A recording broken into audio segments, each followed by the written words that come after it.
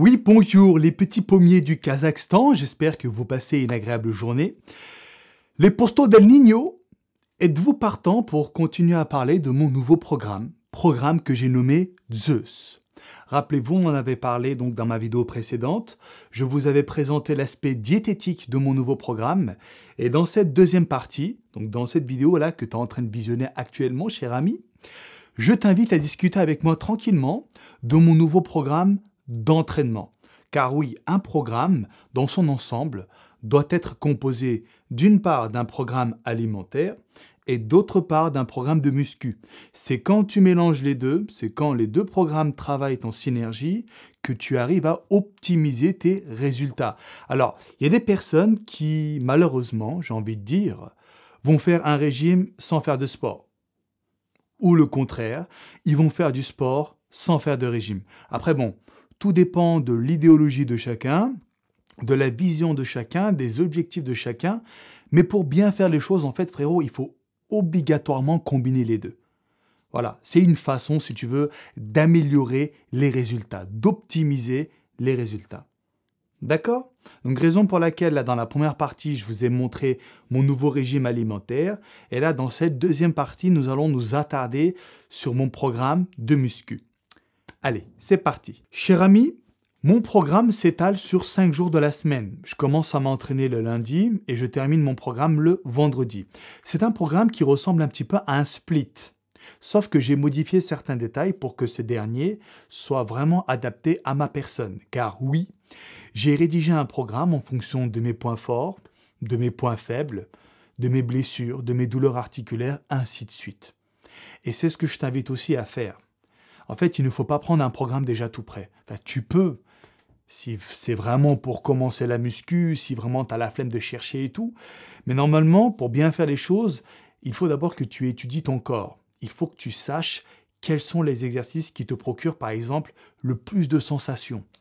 Et ensuite, tu élabores un programme en fonction de tous ces paramètres. Mais bon, je reviendrai sur l'aspect personnalisation d'un programme à la fin de la vidéo. D'accord? Donc là, je vais te présenter mon programme dans ses moindres détails pour que tu puisses comprendre en fait quelle méthodologie j'ai adoptée. Donc le lundi, frérot, j'arrive à la salle, je pète la forme. C'est le début de la semaine, j'ai passé un magnifique week-end, donc j'ai refait le plein d'énergie. J'arrive à la salle le lundi, dans ma tête c'est clair, je vais esquinter mes cuisses. Il faut que je tremble quand je sors de la salle. Donc là, je vais faire une parenthèse. Pourquoi est-ce que je fais les cuisses le lundi alors que c'est considéré comme le International Chest Day? Et ça, c'est vrai, gros. Quand j'ai commencé à faire de la muscu, je te jure qu'instinctivement, je me suis dit, le lundi, je vais travailler les pectoraux. Pourtant, il n'y avait pas midi 14h, hein. Je veux dire, il n'y avait rien qui me donnait envie de faire les pecs le lundi, mais c'est venu naturellement. Et quand tu regardes un peu à gauche et à droite, tu vas dans les salles de sport le lundi, qu'est-ce qui se passe, gros? 80% des queutards squattent les machines à pec. Et quand vous êtes 4 claqueurs à tourner sur une seule et même machine, ben tu te rends vite compte qu'en fait, c'est pas pratique. Le mec, il arrive, il met sa serviette, il fait sa séance, il fait sa série, puis après, il se barre, il oublie d'enlever sa serviette, il oublie de décharger la barre. Toi, tu arrives derrière, c'est trop lourd, faut que tu décharges. Du coup, ton temps de repos n'est pas respecté. Bref, voilà. Il y a vraiment trop de problèmes et moi, ça m'a vraiment cassé les glinches. J'ai enlevé plein le cul. Et je ne peux pas tolérer d'en avoir plein le cul, n'est-ce pas? Alors, qu'est-ce que j'ai fait? Je me suis dit, eh bien, le lundi, je vais travailler un groupe musculaire que personne travaille. Les cuisses. Donc, quand j'arrive à la salle, le lundi, tout ce qui est cage à squat, leg extension, leg curl et tout, c'est vide. Il n'y a pas un chat. C'est magnifique. Du coup, je peux arriver sur ces machines, faire mon programme tranquillement, sans avoir à me soucier des temps de repos et tout à respecter, car les machines sont relativement libres. Donc le lundi, j'arrive à la salle de sport et je commence à faire un petit échauffement. Ouais, tranquille, tu vois. Je fais un peu de vélo elliptique, histoire de me chauffer un petit peu. Je fais quelques étirements, je fais quelques mouvements de rotation avec mes articulations, les choses comme ça. Puis une fois que la machine a bien démarré, je vais dans la cage à squat. Là, je prends la barre de squat, puis je commence à faire le squat classique. Donc, le squat en mettant la barre derrière la nuque sur ces trapèzes. Donc là, je fais une série barre à vide, je fais environ 20 répétitions. Tranquille.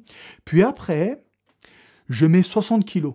Donc 20 de chaque côté. Donc 20 plus 20 égale 40. Plus 20 kilos de la barre olympique, ça fait 60 kilos. Donc là, je fais encore une autre série de chauffe, environ 15 répétitions. Et une fois que je termine cette deuxième série de chauffe, c'est là que je commence à travailler sérieusement. Donc je mets ma charge de travail sur la barre et c'est à partir de ce moment-là que je commence à compter réellement mes séries. Alors comment je procède? Eh bien je fais 3 séries, 8 répétitions par série en mettant 70% de mon RM. Alors qu'est-ce que ça veut dire? Donc c'est vrai que c'est un jargon spécial Go-Muscu, là je vais t'expliquer. En gros, RM, c'est l'abréviation de répétition maximale. On va prendre un exemple. Si on devait prendre mon cas, moi j'ai un RM au squat à 140 kg. Ça veut dire que je te fais une seule répétition à 140 kg propre. D'accord? Donc qu'est-ce que je fais? Je prends 140 kg, je prends 70% de 140 kg, ce qui nous donne 98 kg, mais on arrondit à 100 kg. Puis je fais mes séries à cette charge-là. Voilà, c'est comme ça que je travaille. C'est donc la bonne charge à avoir, si tu veux, pour arriver dans la tranche de répétition que je me suis fixée. Donc là, je mets 8 répétitions par série, mais des fois, si j'ai le démon en moi, je peux monter jusqu'à 12 reps, tu vois. Normalement, je ne dépasse pas 12 répétitions parce qu'après, je commence trop à dérouiller. Mais voilà, tu vois, c'est une charge, c'est une méthodologie vraiment qui est adaptée à ce que je suis moi. Tu vois, mes points forts, points faibles, ma morphologie, etc. Donc, je ne te demande pas d'arriver et de mettre 100 kilos aussi sur la barre, surtout si tu n'as pas le même RM que moi. Donc, c'est pour ça, là, je te montre le schéma, je te montre la base, et puis c'est à toi de tout modifier derrière. De toute façon, ne t'inquiète pas, le tableau, là, qui est juste là, je te le mettrai dans la description de la vidéo, comme j'avais fait dans la vidéo précédente pour ma diète. Comme ça, tu peux le télécharger et te baser là-dessus pour faire ton propre programme. Ensuite, je passe au deuxième exercice. Alors, entre chaque série, et ça c'est pour tous les exercices, pour tous les jours, je le dis dès maintenant, comme ça j'évite de me répéter, je prends 2 minutes 30 de repos entre chaque série, 5 minutes de repos entre chaque exercice. Voilà, je dis, comme ça tu rentres bien ça dans ta tête, comme ça j'aurai pas à me répéter en fait pour les prochains jours. Donc voilà, je fais mon back squat, je prends mes temps de repos, puis je passe au second exercice. Et le deuxième exercice, qu'est-ce que nous avons? Eh bien, nous avons le front squat. Donc le front squat, c'est comme le squat classique, sauf qu'au lieu de mettre la barre derrière ta nuque, sur les trapèzes là, tu les mets sur tes épaules, plus précisément sur le faisceau antérieur de tes épaules. Enfin, c'est ce que moi je fais. En gros, tu mets tes mains comme ça, d'accord? Tu fais passer la barre ici, tu contractes tes deltoïdes et avec ton pouce, tu verrouilles la barre pour éviter que celle-ci vienne taper ta gorge en roulant, parce que ça m'est déjà arrivé. Quand tu mets la barre comme ça et que tu lèves trop tes bras, la barre, elle roule, et puis bah, ça tape là, ça te démonte. Raison pour laquelle je t'invite à mettre également tes pouces comme ceci. Comme ça, quand la barre va venir rouler, elle va venir buter sur tes pouces et puis tu évites de te prendre un coup de savate dans la gorge. Voilà. Conseil d'amis, mon poste. Donc, je fais du front squat, 3 séries, 8 répétitions par série, en utilisant 70% de mon RM. Ce qui représente donc une charge de travail à 77 kg, mais j'arrondis à 75. Et je ne vais pas me faire chier à mettre des poids de 1 kg, si tu veux, sur la barre, tu vois. Je fais 75, comme ça, voilà, c'est torché. Alors, pourquoi je fais du front squat ? Et pourquoi est-ce que je ne fais pas du back squat comme tout le monde? Eh bien, en fait, je t'explique. Ma morphologie fait que, en faisant du back squat, je vais plus ressentir l'arrière de mes cuisses. Donc, tout ce qui est ischio-jambier, fessier, tout ça. Tu vois? Et je vais également ressentir mes quadriceps, mais beaucoup moins que le front squat. C'est pour ça que je combine les deux. Tu vois, je fais un exercice pour l'arrière des cuisses et un autre pour l'avant des cuisses. Et mec, je te dis, hein, quand je fais du front squat, alors c'est très étrange. J'ai aucune douleur au genou, alors que tu sais à quel point je dérouille quand je fais le squat au genou, là. En faisant le front squat, j'ai aucune douleur et mon pote, j'ai une de ces congestions intercosmiques au niveau des quadriceps. C'est un truc de ouf. C'est magnifique. Donc voilà, moi j'aime bien combiner ces deux squats-là pour vraiment dérouiller tous les muscles du bas du corps. Ensuite, troisième exercice, je fais des fentes. Alors, je ne fais pas les fentes à la barre. Je ne suis pas très à l'aise. En gros, ce que je fais, c'est que je prends deux haltères, un haltère donc dans chaque main. Je vais délimiter un parcours dans ma salle, puis je vais faire un aller, un retour, ce qui fait une série. Donc je fais un aller en faisant 8 pas, puis je fais un retour en faisant 8 pas, ce qui nous donne donc 8 répétitions pour chaque cuisse. Donc je vais faire 3 séries. Par série, je vais faire donc, je me répète, 8 répétitions par cuisse, ce qui fait donc un aller, un retour, en utilisant 70% de mon RM, ce qui représente 30 kg dans chaque main. Voilà, comme d'hab, 2 minutes 30 de repos entre chaque série, 5 minutes de repos entre chaque exercice. Ensuite, en guise de quatrième exercice, je passe sur les exercices d'isolation, donc sur les machines guidées. Mais avant de commencer à parler du quatrième exercice, faisons une petite analyse des 3 premiers exos. Comme tu peux le constater, frérot, les 3 premiers exercices sont des exercices polyarticulaires. Moi, c'est ce que je te conseille de faire, mon pote. Mise tout sur les exos polyarticulaires. Passe vraiment toute ta patate dedans, mets toute ton énergie. Enfin, moi, c'est ma façon de faire. C'est comme ça que j'ai procédé depuis toujours. D'accord? Si par exemple, tu n'as pas de sensation au squat ou à la presse ou aux fentes ou quoi, tu peux réadapter derrière, ok? Mais là, si je devais te donner un conseil à chaud pour tout le monde, moi je dirais, défoncez-vous sur les exos polyarticulaires, les amis. C'est ce qui paye le plus. De toute façon, mec, dans l'histoire, tous les bodybuilders, là, toutes les stars de la muscu, ils faisaient du polyarticulaire. Arnold, il en faisait, Franco Colombu, même les gars de maintenant, Sergi Constance et tout, Simon Panda, voilà. Les exos polyarticulaires, on sait que ça ne ment pas. Ok? Donc voilà, je fais donc 3 exos polyarticulaires, et là, frérot, à ce stade de la séance, je commence à trembler. Je suis pas bien, je vois flou. Puis, voilà, pour adoucir un petit peu la séance, je passe donc sur un exo d'isolation en guise de quatrième exercice, et en l'occurrence, il s'agit du leg curl. Donc ça, je pense que tu sais ce que c'est. Tu es allongé sur le ventre comme ça, et tu sais, tu ramènes ton talon vers ton fessier. C'est comme si en fait tu faisais du curl biceps, sauf que tu le fais avec tes cuisses, tu vois. Donc là, je vais faire 3 séries, 12 répétitions par série, en utilisant 70% de mon RM, ce qui représente 110 kg à la machine. Ensuite, je prends mon temps de repos, et là, je passe sur un autre exercice d'isolation, antagoniste au leg curl, donc je fais du leg extension.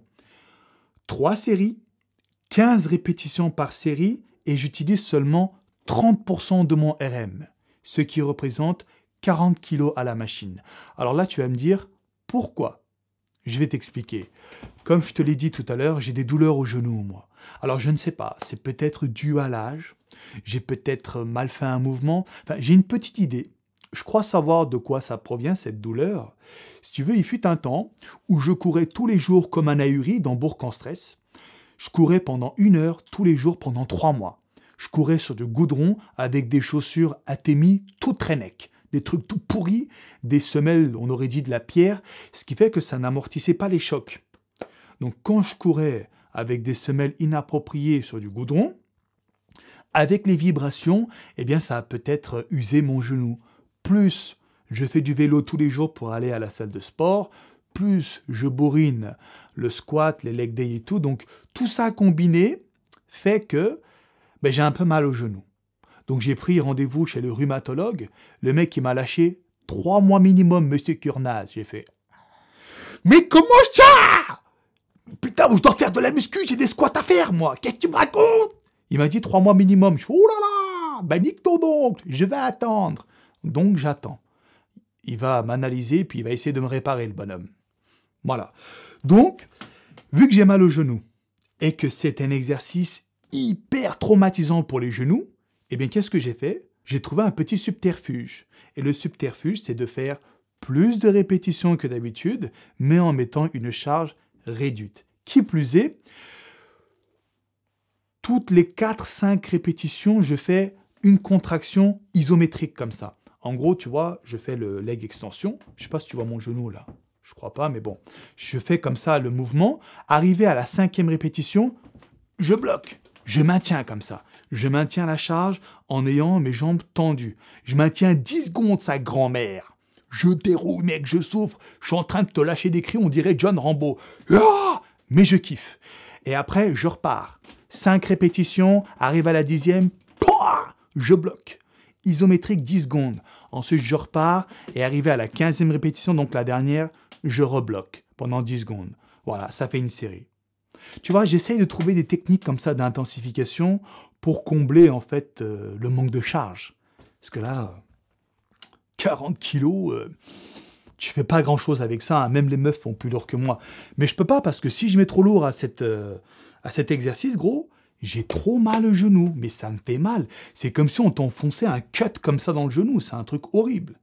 Donc voilà, je fais avec ce que j'ai. Ensuite, nous passons au dernier exercice pour les cuisses, enfin pour les jambes du moins. Je fais des mollets extensions à la Smith Machine. Donc c'est tout simple, mon ami. Je vais à la Smith Machine, je monte la barre, je mets un step en dessous, je mets la pointe des pieds sur le step, je charge la barre et puis je fais des extensions, quoi. Donc là, je vais faire 3 séries à l'échec et ma charge de travail, c'est 120 kg. Donc bon, je vais te le dire, je pense que tu t'en doutes, mais je vais quand même te le dire. Quand je passe sur un nouveau muscle, je commence pas directement à travailler avec ma charge de travail, tu comprends? Je fais quelques séries de chauffe avant. Je vais faire une série barre à vide, puis après je vais mettre 40 kg, 20 reps histoire de chauffer la machine, puis une fois que je suis chaud, là je mets ma charge effective. Bon, c'est une question de logique, c'est vrai, mais je préfère quand même le dire, parce que si jamais tu venais à faire le même programme que moi à la lettre, chose que je déconseille, eh bien j'ai surtout pas envie que tu commences à travailler comme un bourrin sur une machine, alors que le muscle ciblé n'a pas été préchauffé. C'est dans ce genre de situation que tu optimises les risques de blessure. Et ça serait dommage, tu comprends? Ensuite, pour terminer la séance, je vais faire des extensions lombaires. Tu vois à quoi ça ressemble? Je te mettrai de façon une image pour illustrer mes propos.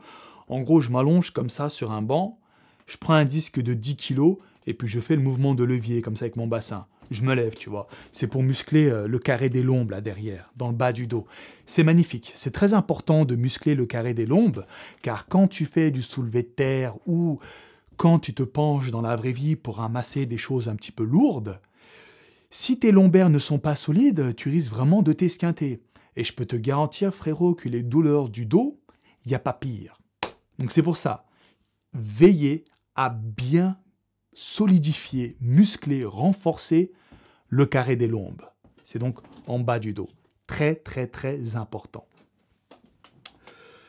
Voilà donc pour ma séance du lundi. Alors, ça a duré un petit peu longtemps, car je vous ai mis les bases d'entrée de jeu, tout ce qui est temps de repos, RM et tout.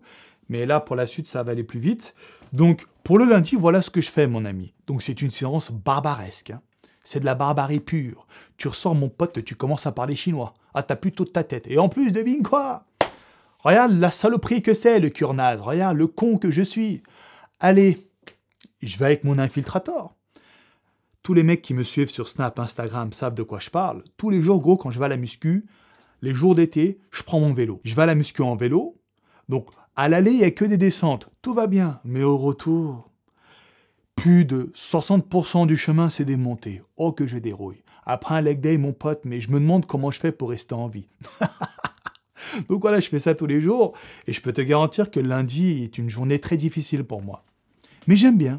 C'est le but de la muscu, c'est de s'infliger un peu de douleur, mais finalement, ça te procure également du bien. C'est très bizarre, hein? On dirait un délire de masochiste, mais la réalité est là. Je veux dire, tous les passionnés vont me comprendre. Franchement, les gars, entre nous, dès qu'on sent l'acide lactique arriver comme ça dans le muscle, dès qu'on voit cette congestion, dès que tu commences à transpirer, dès que tu commences à gueuler à cause de la douleur, c'est jouissif. T'es d'accord? Ça pète sa daronne, n'est-ce pas? Ensuite, je rentre chez moi, donc je fais mon petit casse-dalle. Casse-dalle que vous connaissez déjà, car j'en ai parlé dans ma précédente vidéo. Puis après, j'aime bien me relaxer. Généralement, je fais des lives sur Twitch. Je joue à Fortnite, j'ai chopé un bon niveau là en plus. Je me suis vraiment amélioré en construction. On m'appelle la terreur, on m'appelle le tyran, l'assassin. Donc voilà, je passe un peu de temps comme ça à m'amuser tranquillement. Puis après, je vais me coucher. Et le lendemain, nous reprenons donc le programme d'entraînement nommé le programme Zeus. Et le mardi, qu'est-ce que je fais? J'arrive à la salle, mon ami, pour travailler les pectoraux. Donc le mardi, j'arrive à la salle de sport. Dans ma tête, c'est clair. J'arrive avec un 90C, je ressors avec un 90D. Qu'est-ce qu'il faut comprendre par là? En gros, je me dis dans ma tête que je vais tellement esquinter mes pectoraux qu'en ressortant, je vais gagner une taille de bonnet. En gros, la congestion va être tellement grosse que je vais avoir des gros boobs, tu vois. De quoi finir dans Brazzers. C'est ce que je me dis. Je mets la musique de Jiren. Puis, il y a le poison qui commence à agir dans mon cône. Mec, ça va loin. Je commence à me faire des films de fous furieux. Je me prends pour Clint Eastwood à la salle. Et je me dis, putain, mes pectoraux, je vais les assassiner. Donc, le mardi, je ne travaille que les pecs. Pourquoi, me diras-tu? Pourquoi est-ce que tu ne fais pas pec triceps comme tout le monde? Ou pec biceps, éventuellement? Eh bien, mon ami, je n'arrive plus, tout simplement, à encaisser un gros volume d'entraînement. J'ai bientôt 72 ans, qu'est-ce que tu me racontes? Je prends de l'âge, moi. J'ai pas la vie infinie. Donc quand t'es gamin, quand t'as 18-20 ans, t'es prêt à tout encaisser dans la gueule, frérot. Hein. Ah oui, 4 exos pour les pectoraux, 2 exos pour les triceps, 2 exos pour les abdos, tu ressors, t'as encore assez d'énergie pour aller taper un foot avec tes potes. Sauf que quand tu vieillis, ça se passe pas comme ça, tu vois. Tu te fatigues plus vite en fait. Donc, vu que j'ai moins d'énergie qu'avant, j'ai réadapté mon programme en fonction des conditions actuelles. Ce qui fait que je dépense toute mon énergie dans les pectoraux le mardi. Donc, comment je fais? J'arrive à la salle comme d'hab, voilà, je m'échauffe, mouvement circulaire avec les articulations, petite série de chauffe, barre à vide, ainsi de suite, bref, tu connais la chanson. Et une fois que je suis bien chaud, une fois que le V12 atmosphérique a bien démarré, je commence par travailler au développé couché à la barre. Oui, parfaitement, monsieur, j'ai bien dit à la barre. Pourquoi à la barre? Eh bien, quand tu sais bien faire le mouvement, je peux te garantir, mec, que la congestion est torpère. C'est un truc de ouf. Alors, t'as plein de mecs qui me disent « Mais FK, putain, moi, quand je travaille à la barre, j'ai pas de sensation. Je prends tout dans les épaules. » C'est tout à fait normal. C'est tout à fait normal, je t'ai dit. Pourquoi? Parce que tu n'as pas encore regardé cette vidéo. Rappelle-toi, dans cette vidéo, j'explique quelle est la posture à avoir lors de l'exécution du mouvement pour bien ressentir la charge de travail sur les pectoraux et non dans les bras ou dans les épaules ou ce que tu veux. Le développé couché à la barre est un exercice super technique. Il y a trop de paramètres à respecter pour bien faire le mouvement. Et crois-moi qu'une fois que tu respectes tout, ça gonfle. Et donc c'est ce que je fais. Je commence donc à travailler le développé couché à la barre. Et si tu veux essayer également, je t'invite d'abord à regarder ma vidéo, mec, qui est dédiée entièrement à cet exercice. Je te jure que tu vas tout capter. Tu m'en diras des nouvelles. Hein. Tu regardes tout ce que je te dis dans cette vidéo, tu appliques toutes les consignes, et crois-moi que tu auras toi aussi de belles sensations au niveau de ta poitrine. Donc, j'ai fait du développé couché, 3 séries, 8 répétitions par série, en utilisant 80% de mon RM, ce qui représente des séries à 112 kg. On arrondit à 110 kg. Donc voilà, je fais mes séries à 110 kg au développé couché, barre. Ensuite, je passe au deuxième exercice, et là, je retourne aux haltères. Donc tu sais, avant, quand j'ai commencé à faire de la muscu, je faisais qu'aux haltères. Parce que j'arrivais pas trop à faire avec la barre. Mais avec les années de pratique et tout, eh bien, j'ai commencé à comprendre que la barre était digne des haltères également. Donc, une fois que tu maîtrises bien la barre, t'aimes bien malgré tout combiner avec les haltères, car plus tu varies ton travail, plus tu vas solliciter des fibres musculaires. Et c'est le but. Donc, je fais en guise de deuxième exercice du développé incliné aux haltères. Comme d'hab, 3 séries, 8 répétitions par série en utilisant 70% de mon RM, ce qui correspond à 40 kg par main. Pour pimenter un petit peu cet exercice, donc le développé incliné aux haltères, j'aime bien adopter une petite technique. Si tu veux, quand je commence à travailler, je prends les haltères en prise pronation. Je fais 4 répétitions en insistant vraiment sur le mouvement convergent à la fin du mouvement. Tu vois ? À la barre, tu peux pas faire ça. À la barre, tu commences comme ça et puis tu finis comme ça. Tu vois ? En gros, c'est vraiment de la poussée. Par contre, aux haltères, tu pousses également, mais à la fin du mouvement, tu fais un genre de arc de cercle comme ça.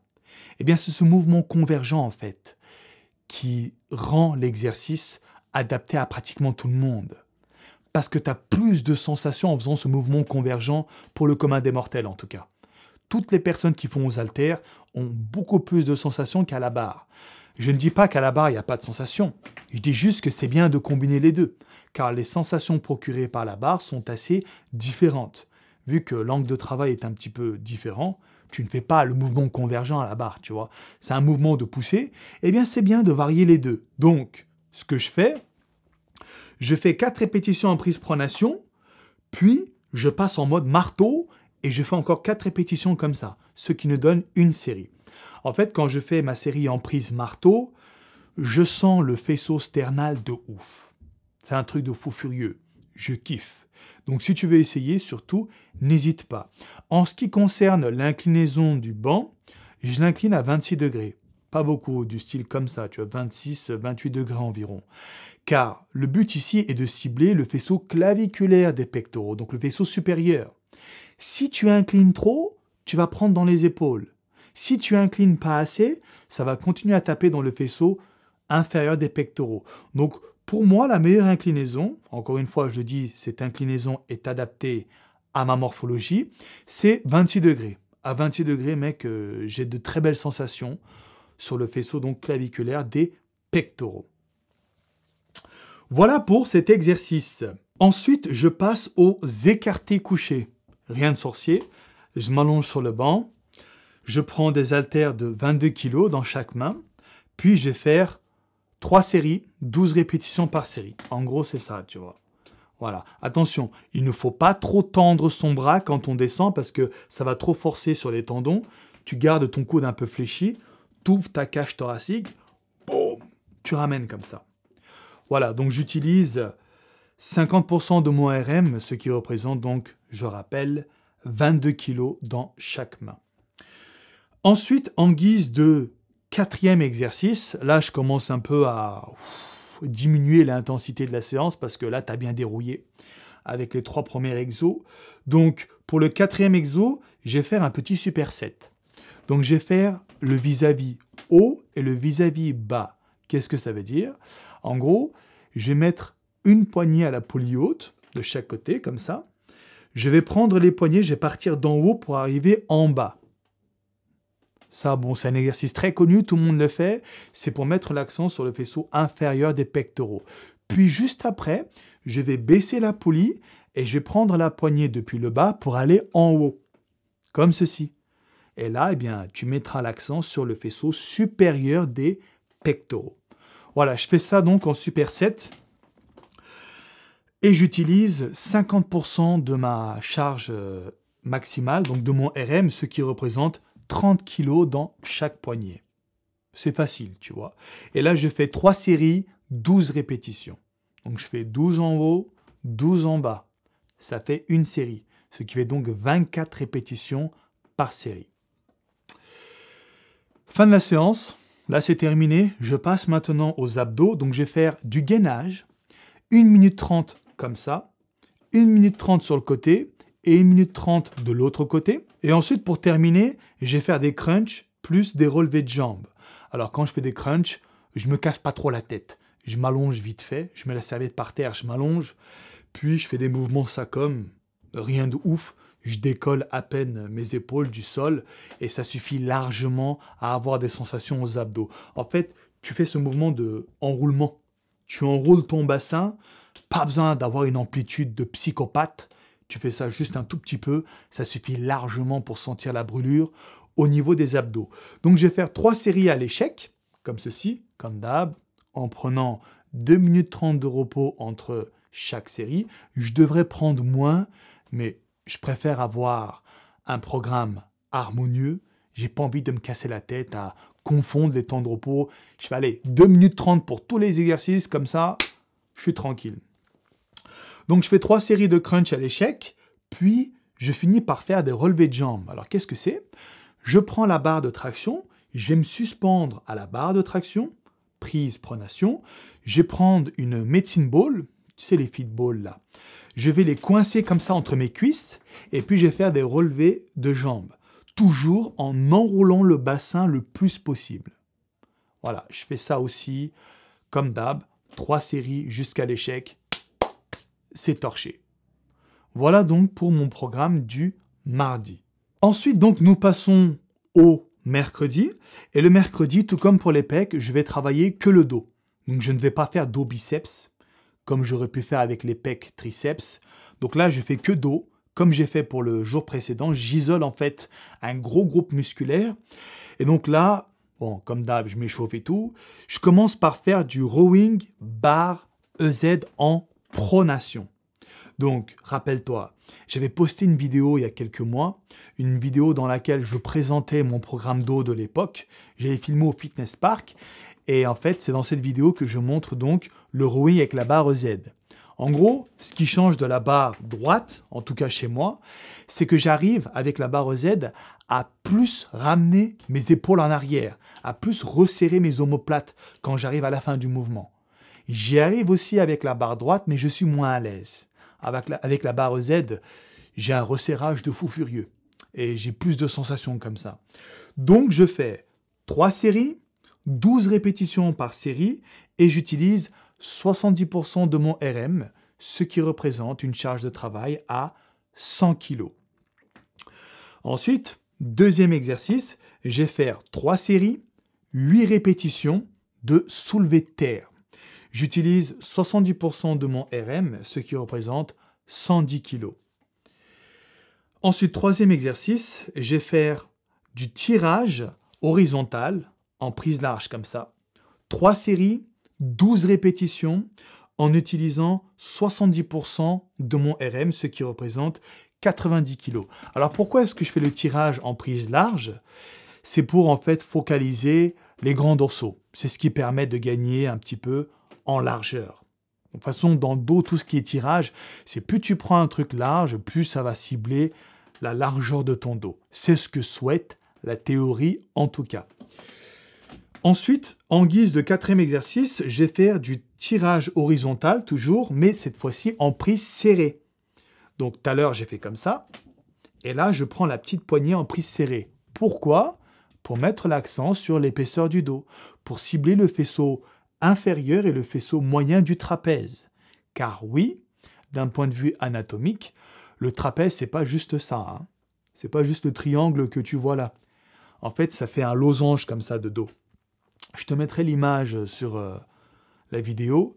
Donc, la partie la plus visible, c'est le faisceau supérieur. Donc, c'est ce qui ressort là.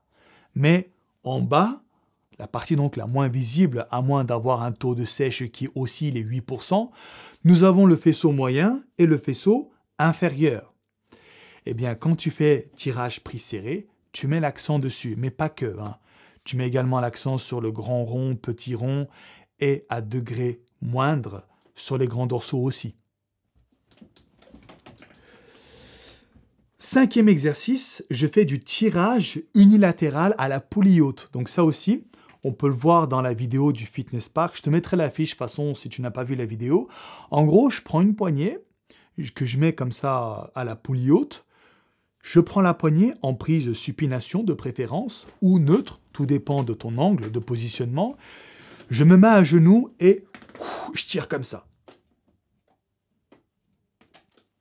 Mec, oh, j'ai une putain de sensation au niveau des grands dorsaux quand je fais ça.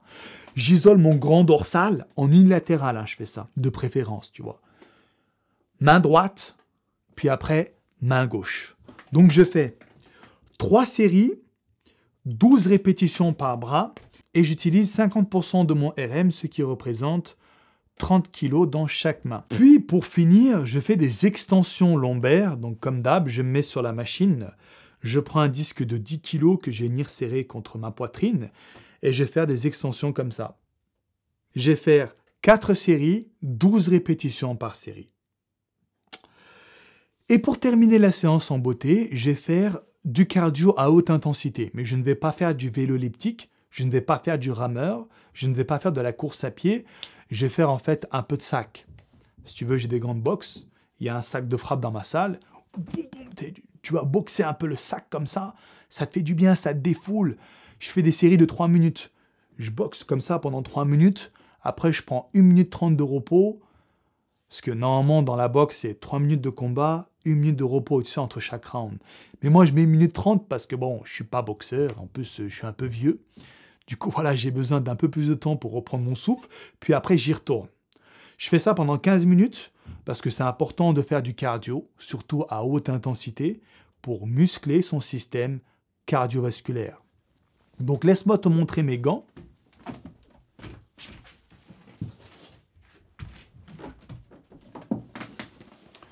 Donc, en gros, je prends ces bandes que je vais enrouler comme ceci. Bon, je te montre vite fait. Voilà, j'enroule. Je resserre bien, en fait, pour que mon poignet reste droit. Puis ensuite, je mets le gant de boxe, qui est magnifique. D'ailleurs, c'est un gant de boxe de compète. Il est en cuir. C'est Prozis qui me l'a envoyé. Merci à eux.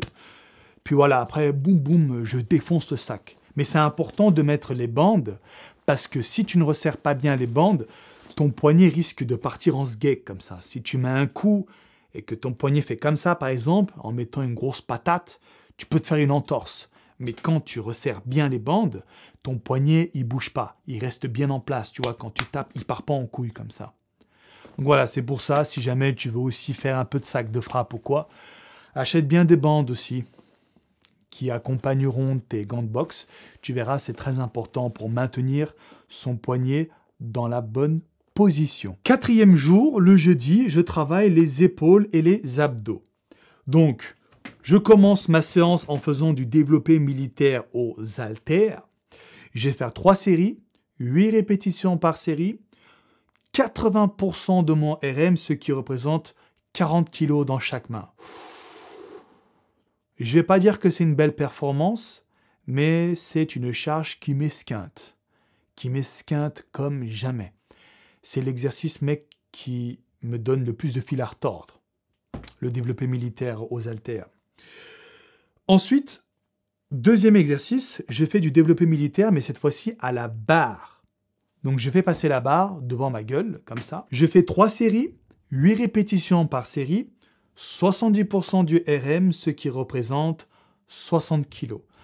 Oui, je sais, c'est pas beaucoup 60 kg, surtout quand tu sais que précédemment j'ai fait 40 kg dans chaque main, mais c'est à cause de ça justement. Le premier exercice me dérouille tellement que j'ai esquinté facile 60-70% de mon énergie pour le reste de la séance. Donc je dois réadapter après la charge de travail pour les exercices suivants afin justement de faire une séance malgré tout fructueuse. Ensuite, 3e exercice, je vais faire des élévations en unilatéral. 3 séries, 12 répétitions par série, 50% de ma charge de travail, ce qui représente 18 kg dans chaque main. Alors si tu te demandes à quoi ça ressemble, tu peux regarder ma vidéo que j'ai faite à Monaco, où je présente justement mon programme épaules de l'époque. J'explique en fait comment il faut faire pour faire élévation latérale en unilatéral comme ça. C'est un peu technique, mais rien de sorcier, je te rassure. Tu peux regarder la vidéo, je te mets la fiche. Comme ça, voilà, si tu es curieux, eh bien, tu peux l'apprendre et éventuellement l'inclure dans ton propre programme.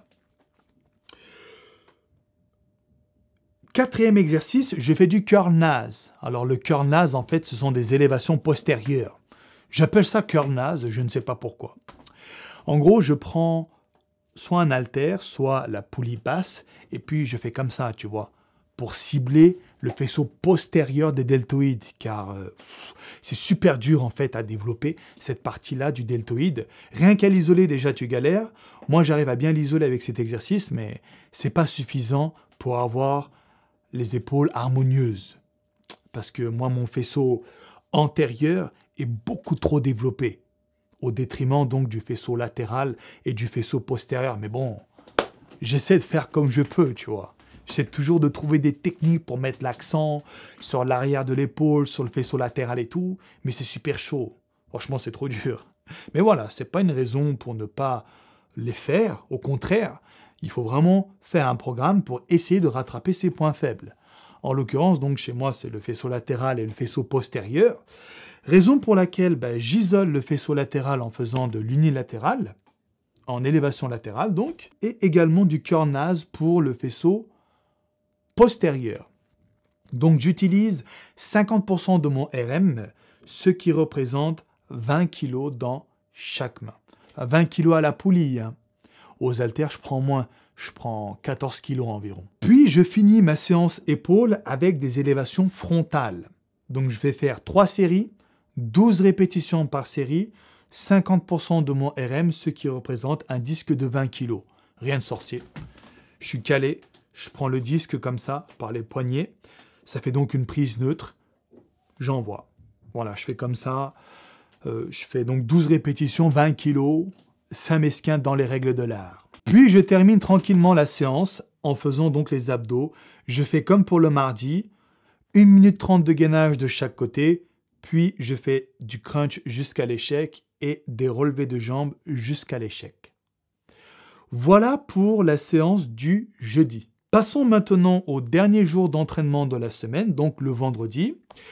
Journée durant laquelle je vais travailler les biceps et les triceps en superset. J'aime beaucoup les supersets, en fait, je trouve que ça rajoute un petit plus.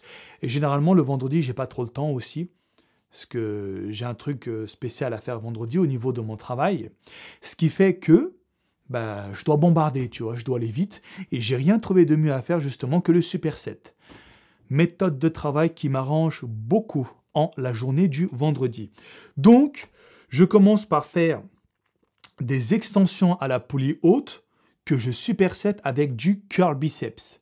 Donc, je mets une barre droite à la poulie haute, comme ça je prends, tac, je fais des extensions pour les triceps.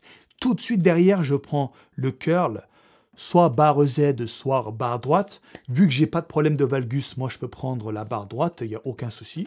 J'ai des sensations en fait avec les deux barres. Hein. Donc ça dépend de mon humeur, je prends une des deux barres et boum, j'enchaîne. Donc là, je fais 3 séries, 12 répétitions par exercice, ce qui nous donne donc 24 répétitions par série. Et j'utilise 60% de mon RM pour les 2 exercices, ce qui représente 80 kg à la poulie haute et 30 kg au curl biceps. Donc ça dépend des poulies. Moi, dans ma salle, la poulie, elle est dédoublée un petit peu. Ce qui fait que quand je mets 80 kg, c'est comme si tu mettais 40 kg sur une poulie qui a qu'un seul roulement, tu sais. Donc voilà, ça dépend des poulies. Et dans ma salle, donc j'ai une poulie qui a 2 roulettes, ce qui fait que ça facilite un peu le travail.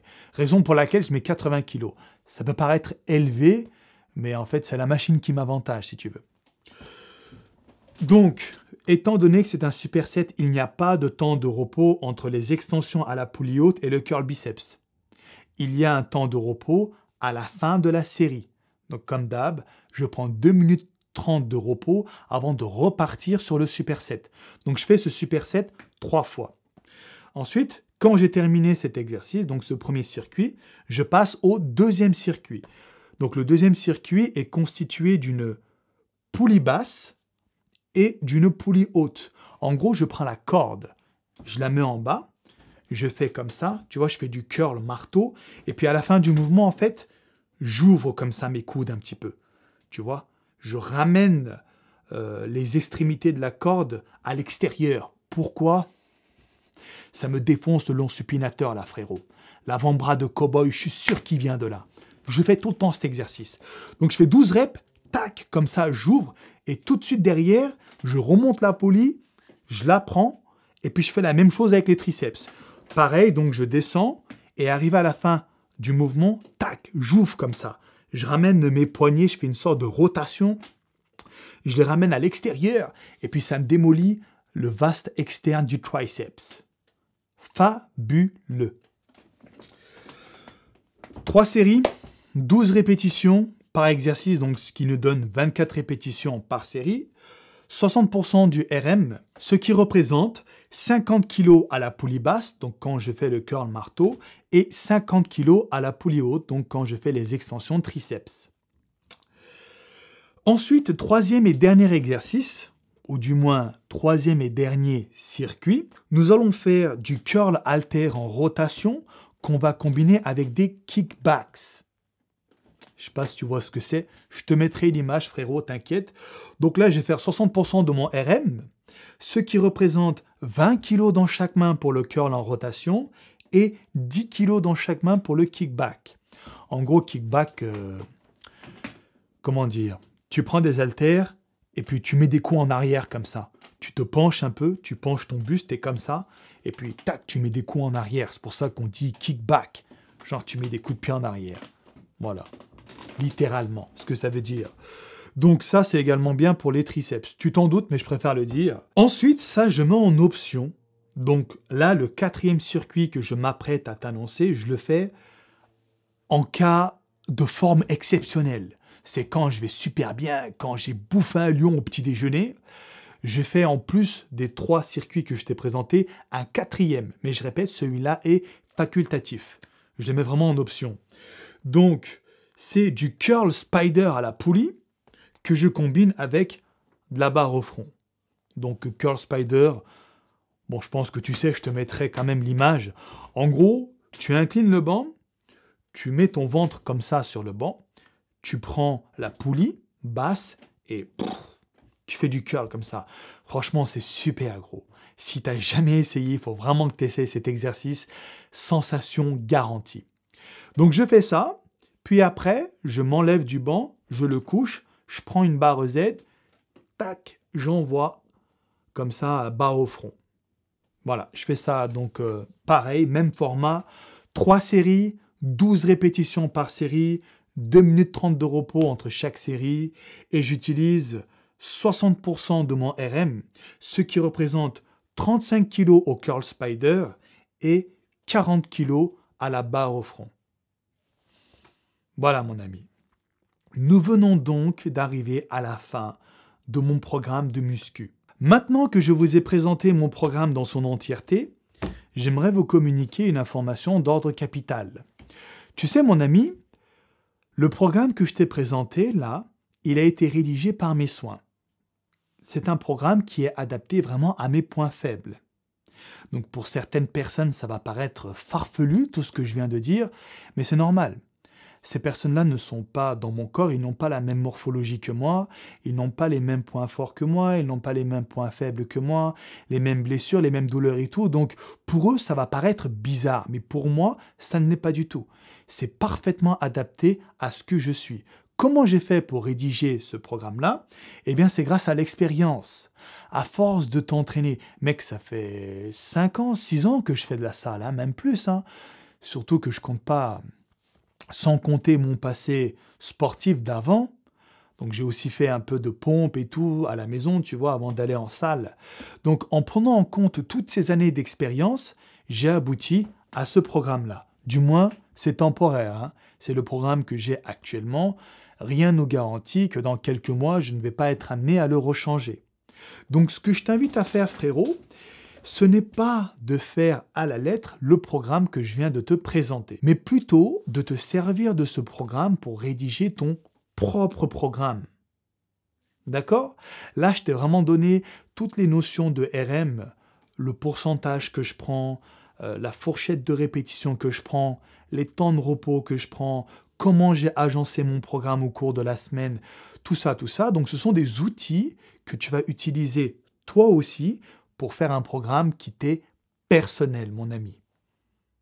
Voilà. Après, bon, par curiosité, si tu veux essayer mon programme pendant une semaine, essaye. Pourquoi pas? Tu adaptes juste les charges.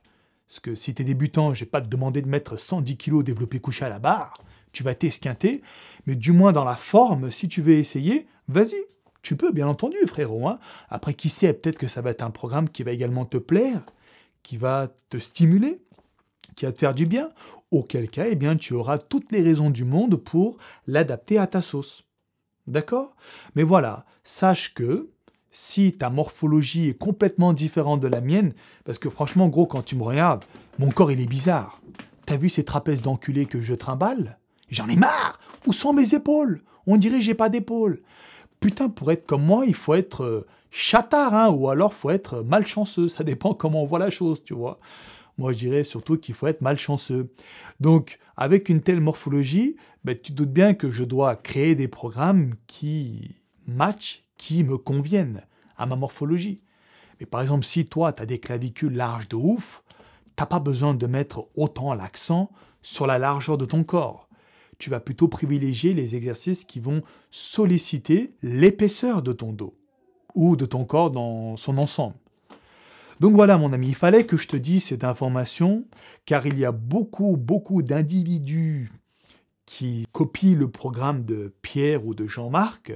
Ils peuvent le faire, hein, mais ce n'est pas la meilleure façon de procéder à mon humble avis. Voilà frérot, je t'ai dit tout ce que j'avais à te dire. Alors c'était une vidéo un petit peu longue, je suis désolé de vous avoir pété les couilles, mais je préfère faire des vidéos longues et bien complètes qui vont vous servir plutôt que de zapper afin de gagner quelques minutes. Voilà. Si tu as aimé la vidéo mon ami, n'hésite pas à me dire dans les commentaires, ça me ferait vraiment plaisir d'avoir ton avis. N'hésite pas aussi à mettre un petit pouce bleu si le cœur t'en dit, à partager, à t'abonner à la chaîne. Voilà, tout ce que tu peux faire qui pourrait faciliter mon référencement sur YouTube. Quant à moi, je vais te laisser là maintenant. J'espère vraiment que cette vidéo te servira. J'espère que tu as passé un moment agréable en ma compagnie. Je vais te laisser là maintenant. Je te dis bye bye et à la prochaine.